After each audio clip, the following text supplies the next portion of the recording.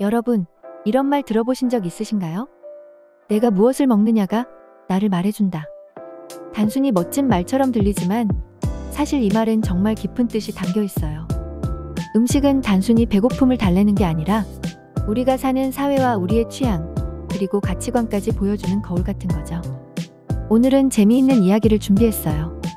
우리가 매일 먹는 음식 속에 숨겨진 비밀들, 그리고 이걸 연구한 특별한 학자 이야기를 들려드릴게요. 이 이야기를 듣고 나면 여러분이 메뉴판을 보는 눈이 달라질 거예요. 이 음식을 왜 먹지? 하는 생각을 하다 보면 결국 나는 어떤 사람이지? 라는 질문까지 이어질 수 있죠. 레스토랑 메뉴판을 자세히 보신 적 있나요? 음식 설명이 왜 그렇게 화려할까요? 부드럽고 신선한 소스를 곁들인 최고급 스테이크 같은 표현들 말이에요. 이런 설명들이 있는 이유가 뭘까요? 바로 그 음식을 먹는 사람의 품격을 높여주기 위해서예요. 재미있는 건 메뉴 설명이 길수록 가격도 올라간다는 거예요.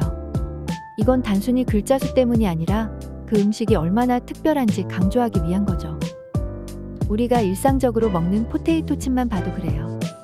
고급 브랜드일수록 천연 재료, 수제, 프리미엄 같은 단어들을 많이 쓰는데요. 이런 단어들은 그냥 멋으로 쓴 게 아니에요. 이런 표현을 보면 우리는 무의식적으로 이 과자를 먹으면 나도 좀 더 세련된 사람이 되지 않을까? 하고 생각하게 되거든요. 이게 마케팅이기도 하지만 그만큼 우리가 가진 사회적인 욕구를 잘 보여주는 거예요. 재미있는 걸 하나 더 알려드릴게요. 우리가 쓰는 말 중에 상징이라는 게 있어요. 쉽게 말하면 어떤 소리만 들어도 특정한 느낌이 딱 떠오르는 거예요. 예를 들어 크리스피라는 말만 들어도 바삭바삭한 느낌이 확 들지 않나요? 이렇게 말의 소리만으로도 음식이 더 맛있어 보이게 만들 수 있어요. 실제로 많은 브랜드들이 이런 걸 활용해서 마케팅을 한다는 게 정말 놀랍죠? 케첩에 대한 재미있는 이야기도 있어요. 케첩하면 다들 토마토를 떠올리시죠? 그런데 놀랍게도 원래 케첩은 토마토와는 전혀 관계없는 중국의 생선 소스였어요. 어떻게 이게 지금의 미국 대표 소스가 됐을까요? 대항해 시대 때 서양 사람들이 아시아에서 맛본 여러 소스 중 하나였던 이 소스가 유럽으로 건너가면서 영국에선 호두 케첩으로 변형되기도 했어요. 그러다가 19세기에 미국으로 넘어가면서 누군가가 여기에 토마토를 넣어봤고 그렇게 지금의 토마토 케첩이 탄생한 거죠. 재미있는 사실을 하나 더 알려드릴게요. 왜 굳이 케첩 앞에 토마토라는 말을 붙일까요? 다들 케첩이 토마토로 만든다는 걸 아는데 말이에요. 이건 브랜드의 역사와 관련이 있어요. 예전엔 케첩이 여러 재료로 만들어졌기 때문에 토마토로 만든 케첩이 처음 나왔을 때 이걸 특별히 강조하려고 토마토 케첩이라고 불렀던 거예요. 지금은 너무 당연한 말처럼 들리지만 그 당시엔 정말 획기적인 표현이었죠. 음식과 언어의 관계를 더 깊이 들여다보면 정말 신기한 게 많아요. 최근 연구에 따르면 우리가 어떤 음식을 좋아하는 건 단순히 맛이나 영양 때문만이 아니래요. 우리 몸에 새겨진 오래된 생존 본능 때문이라는 거죠. 예를 들어 기름지고 단 음식을 좋아하는 건 옛날 우리 조상들이 살아남기 위해 최대한 많은 칼로리를 섭취하려 했던 습관이 남아있기 때문이에요. 그럼 이런 음식을 설명하는 말들은 어떻게 변해왔을까요? 언어학자들의 연구를 보면 재미있는 게 시간이 지날수록 음식의 맛과 식감을 표현하는 말들이 점점 더 세밀해지고 풍부해졌다고 해요. 요즘엔 그냥 달다가 아니라 벨벳처럼 부드럽다든가 이국적인 향신료의 조화처럼 더 복잡한 표현들을 쓰잖아요. 이건 우리 사회가 음식에 더 많은 의미를 부여하게 됐다는 걸 보여주는 거예요.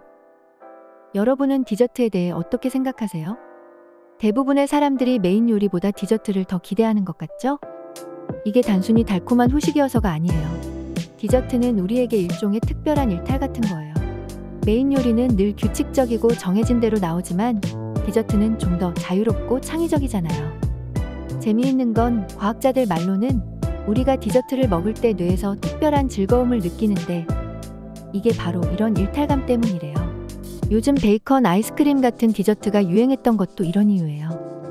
보통 디저트는 달콤한 맛을 기대하게 되는데 갑자기 짭짤한 베이컨이 나오면 우리의 고정관념이 깨지는 거죠.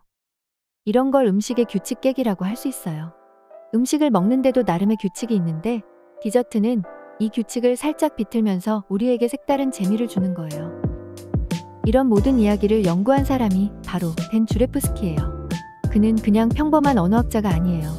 음식을 통해서 인류의 역사와 문화를 들여다보는 특별한 학자죠.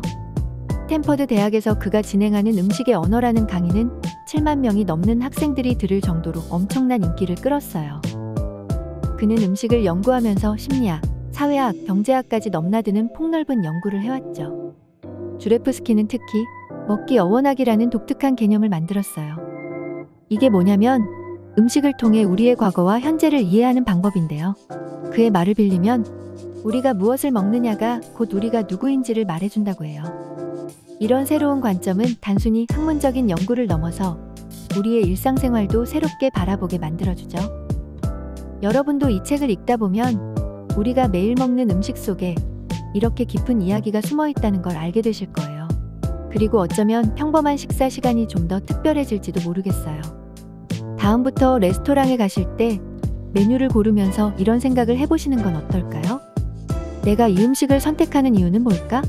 이 메뉴가 나에 대해 뭘 말해주고 있을까? 우리가 먹는 모든 한 끼 식사에는 우리의 취향, 가치관, 그리고 정체성이 담겨 있다는 걸 기억하면서요. 음식은 단순히 배를 채우는 게 아니에요. 그 속에는 우리의 문화, 역사, 그리고 우리 자신의 이야기가 담겨 있죠. 오늘 이 이야기가 여러분의 식사 시간을 조금 더 특별하게 만들어주는 계기가 되길 바래요. 감사합니다.